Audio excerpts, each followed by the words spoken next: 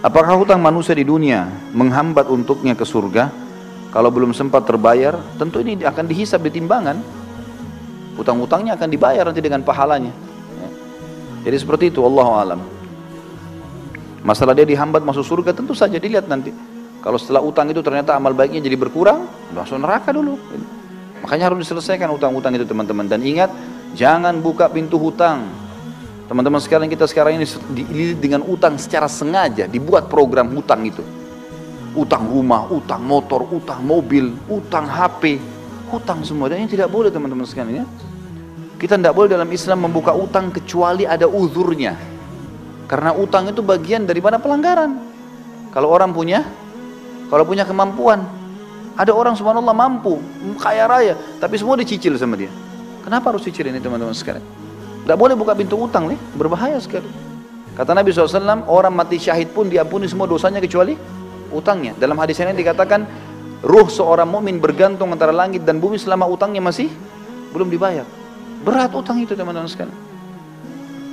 Lalu apa kira-kira sebabnya utang? Saya pelajari, ternyata utang itu kebanyakan, teman-teman sekalian, disebabkan karena dua hal. Orang ini malas kerja, atau yang kedua, mau melampaui kapasitasnya. Kalau belum saatnya antum punya rumah sendiri, sewa, kontrak, nggak apa-apa. Bukan aib itu, teman-teman. Tapi kita paksakan diri, oh nggak apa-apa, saya kan bisa bayar tiap bulan. Baik, kalau antum meninggal sebelum selesai, ini kan bahaya, masalah. Atau terlambat akhirnya kena bunga, riba, terbuka dosa-dosa. Jadi tidak halal semuanya, nanti bermasalah. Untuk apa kita paksakan diri, teman-teman? Jangan paksakan diri melampaui kapasitas, ya. Itu nggak boleh sebenarnya. Jangan dipaksakan. Kita mampunya naik sepeda, teman-teman. Naik motor. Apa yang kita mampu berdoa sama Allah, lalu berusaha ikhtiar. Jangan lampaui kapasitas. Nabung, sudah punya cash, beli cash, aman.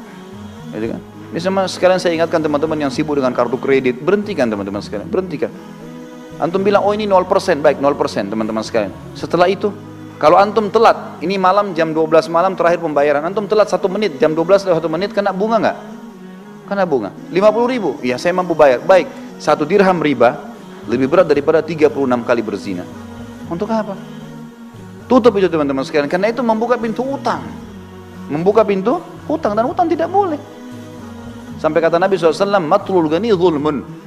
Imam Madzhabi masukkan dalam dosa besar. Orang yang menunda pembayaran utang dan dia mampu, kezaliman, dosa besar. Untuk apa buka ini, teman-teman sekalian?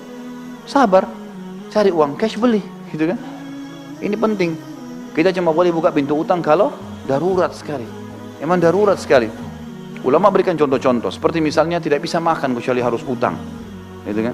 Atau misalnya dia mau berbuat satu ibadah amal soleh, dia tahu dia bisa bayar lalu dia utang. Seperti orang mau akikah anaknya, atau orang mau idul adha, mau kurban, dia tahu akhir bulan dia akan terima gaji. Sekarang tanggal 12 atau tanggal 13 lebaran idul adha, baik saya pinjam dulu uang teman saya tahu bisa bayar, itu nggak ada masalah.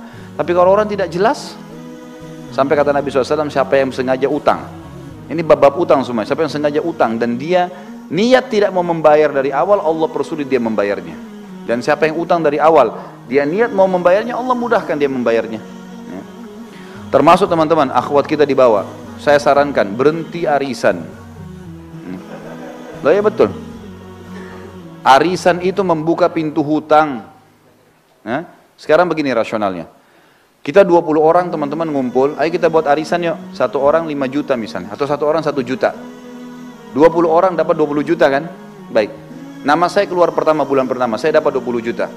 Ini banyak orang gembira, oh 20 juta, dihabisin beli ini, beli itu. Apalagi akhwat kita, Masya Allah, daftarnya sudah lengkap.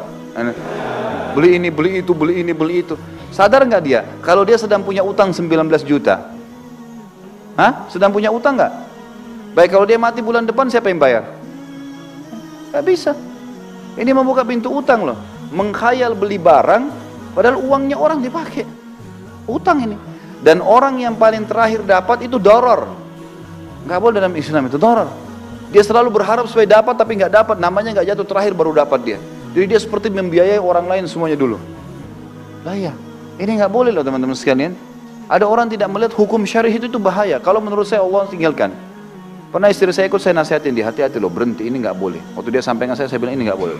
Ini bahaya, membuka pintu utang. Sekarang kalau kau meninggal dalam 2-3 bulan setelah itu, siapa yang bayar? Pasti saya ahli warisnya kan? Ya kalau saya punya duit, kalau enggak, loh ya kalau kita pas suaminya punya uang misalnya, kalau enggak punya uang gimana? Kan jadi utang yang bergantung kan? Gak bisa. Atau ada orang lari, zalim, dia pergi. Kan jadi masalah. Baik, kalau mau kumpul, kumpul pengajian, enggak usah ada arisan.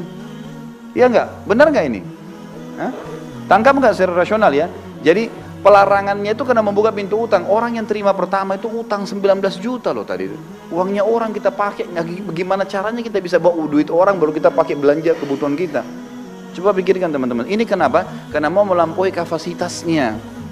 Udahlah, dunia sebentar. Kata Nabi SAW, perumpamaan saya sama dunia seperti musafir yang sedang mampir di bawah pohon. Hilangkan penatnya, pergi habis itu. Kata Syekh Utsaimin rahimahullah, kalimat yang mulia. Seseorang mukmin orang muslim harus menjadikan dunia ini seperti kamar mandi, seperti WC-nya. Dia datang, selesaikan hajatnya, dia pergi. Dunia cuma begitu saja. Maksudnya, tidak usah terlalu berlebihan. Hajat diselesaikan, penting, kemudian sudah. Gitu. Seperti itulah.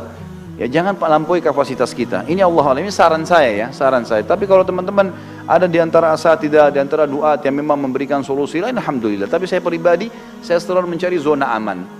Zona aman, ya kita mati kita aman. Kenapa yang kita masuk ke zona yang tidak aman? Kan gitu. Ini meja kita bagi dua, ini aman, ini tidak aman. Masuk ke aman teman-teman sekalian.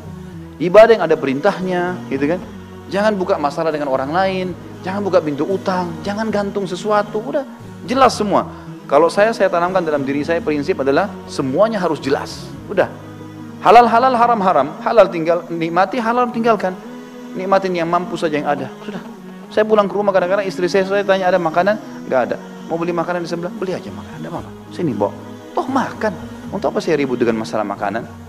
Tinggal beli makanan di sebelah, makan. Bismillah, alhamdulillah. Yang penting lapar sudah hilang, habis. Dunia begitu kok. Masuk lihat pakaian saya mana yang ini? Oh belum dicuci. Baiklah, yang ada saja saya pakai. Clear, selesai. Jelas kok, aman saja gitu kan? Gak ada sesuatu yang harus kita ributkan. Jadi ini poin yang mesti dipikirkan juga teman-teman sekalian.